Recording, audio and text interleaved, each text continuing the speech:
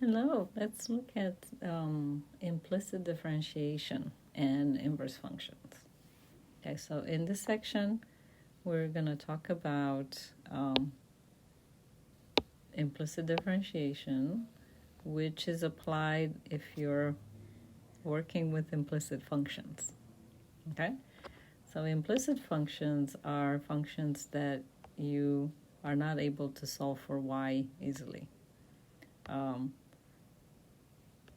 Okay, so you might have something like an ellipse, 4x squared plus 6y squared equals 8. So notice that it's not in the format, right? It's not in this format, y equals f of x. It's where like both x and y are mixed together. This one I could solve for a y, or get a plus or minus a square root. It's not very convenient, so it's like better to leave it in that format. Let's look at b. So b is like xy squared, 3x equals y squared. Again, this is an implicit function because it's not in this format. Okay.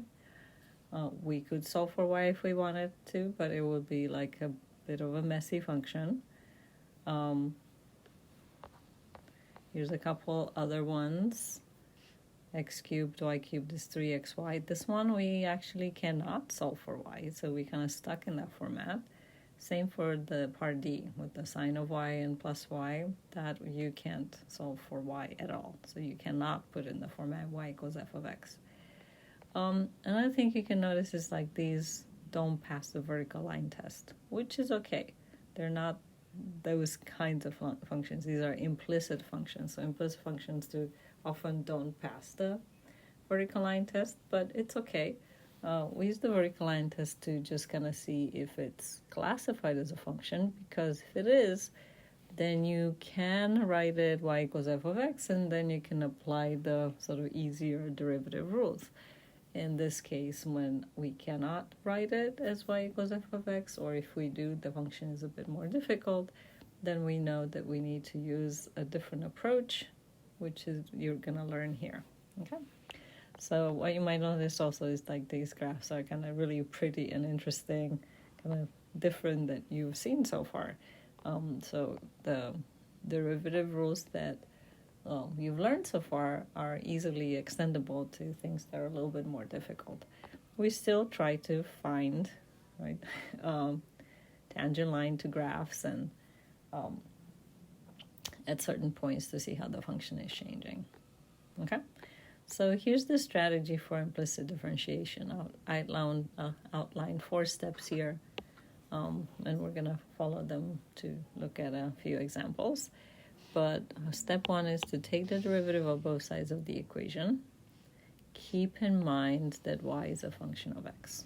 Okay, so we're going to do that. I'm going to keep in mind that y is a function of x. Okay, so that's a bit important. Okay, so what that means is that when I take the derivative of a term that has an x in it, this is just an example, sine of x, then we just do it as we do it regularly. Derivative of sine of x is cosine of x. But if we take the derivative of something that has a y in it, then we have to apply the chain rule. Okay, so we have to apply the chain rule here. Okay, because y is a function of x. So we take the derivative of sine, which is cosine, but this is a function of x, so we have to multiply by y prime. Okay, so let me remind you, let me actually write this way. Let's say I want to take the derivative of sine of y, but y is a function of x. So I'm actually going to write it out. Here it was kind of lazy just writing y, but it's useful to be lazy because you don't want to like write too much. Okay, but y is a function of x. So really what's going on in there is that I have sine of y of x. Okay, so I have one function inside the other, which means that chain rule applies.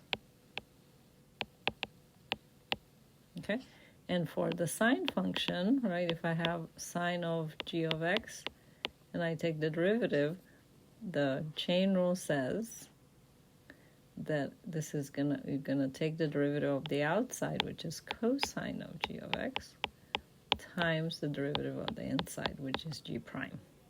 Okay? I'll just call that g. All right, so same thing applies here. You take the derivative of sine, which is cosine, but then you have to multiply by g prime, and in our case that's y prime, or dy dx. Okay. Then the next steps are rewrite the equation.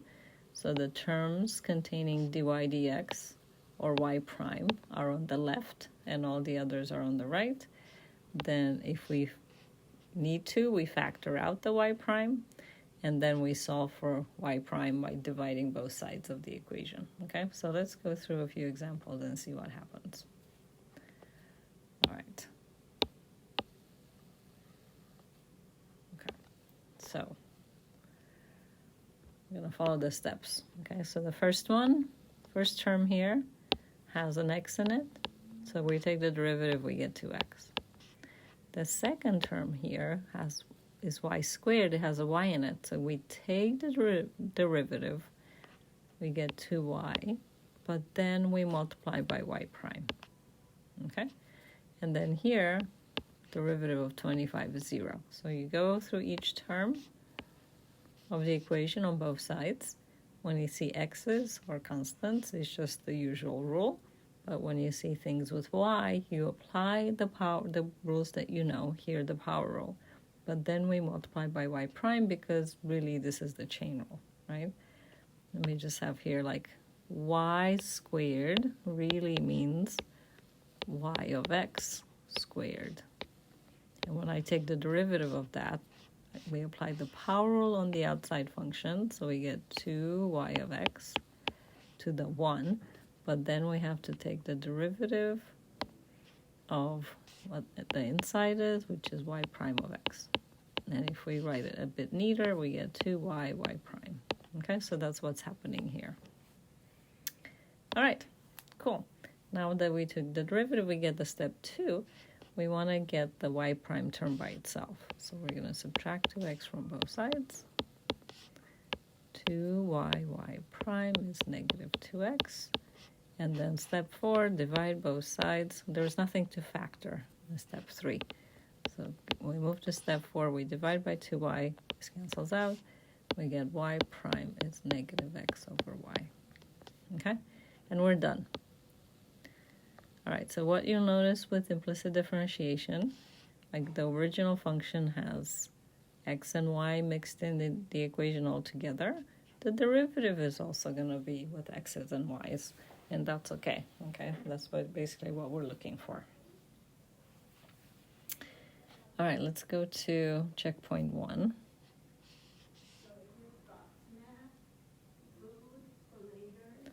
All right, so we're going to take the derivative term by term. This one is 2x. The next one is going to has a y term in it. It's going to be negative 2y. And because it's a y, we do y prime. Equals, and then the derivative of 4 is equal to 0. Okay? All right. Now we want to isolate the term with the y prime, so we're going to subtract 2x from both sides. We get negative 2y, y prime is negative 2x. Divide both sides by negative 2y. We get y prime equals positive x over y. Okay, there we go. All right, let's do a couple more examples. Okay, so this next one, we have this implicit equation. Right? Technically, we could solve for y, but we're not gonna. All right, so here, this is a product. We're going to use the product rule. Okay, so we have x squared times y. This is our f and g. So we need f prime g plus fg prime. All right, so f prime is derivative of x squared, which is 2x. G is our y. Then f is our x squared. And now g prime says take the derivative of y. So we're going to take the derivative of that. Okay. And kind of think, if that was x, the derivative of x would just be 1. Because it's y, the derivative of this is going to be 1 times y prime. So really that 1 gets absorbed because it just multiplied by 1. So the derivative of y is y prime. Right, next step, on the other side of the equation, derivative of y is 1 y prime, so we're just going to write y prime. The derivative of 7 is 0. All right, so let's see what we have now. So we have two terms that have y prime in them. We want to put them together, okay? So I'm going to subtract this from both sides. X squared y prime. Cancel out. We get 2xy is y prime minus x squared y prime. Okay? Now because both these terms have y prime in it, we're going to factor. So we have 2xy is y prime, 1 minus x squared. Okay? And now to get y prime by itself, we divide both sides by 1 minus x squared. Cancel it out, and we get y prime is 2xy over 1 minus x squared. And that's our derivative. Okay. Let's look at checkpoint 2. The same thing, go term by term. This first one, we get 3x cubed, the derivative is 9x squared. Next one, it's a product. So this is f times g. So we're going to do f prime g plus fg prime. Okay. Let me actually rewrite this a little bit better. So this one is 9x squared plus, okay, so f prime derivative of 9x is 9. G is y squared. F is 9x. Derivative of y squared is 2y, y prime. Okay, and then equals, and derivative of this is 15x squared. Okay, so let's identify our y prime terms. There's only one. We want to move everything to the other side. So we have 18xy, just cleaning this up, y prime is 15x squared minus 9x squared minus 9y squared. Okay, we're going to combine things and divide. So let's divide by 18xy. We have y prime is 15 minus 9 gives me 6x squared minus 9y squared over 18xy. And if you like, we can cancel a 3 out of everything. So y prime is 2x squared minus 3y squared over 6xy.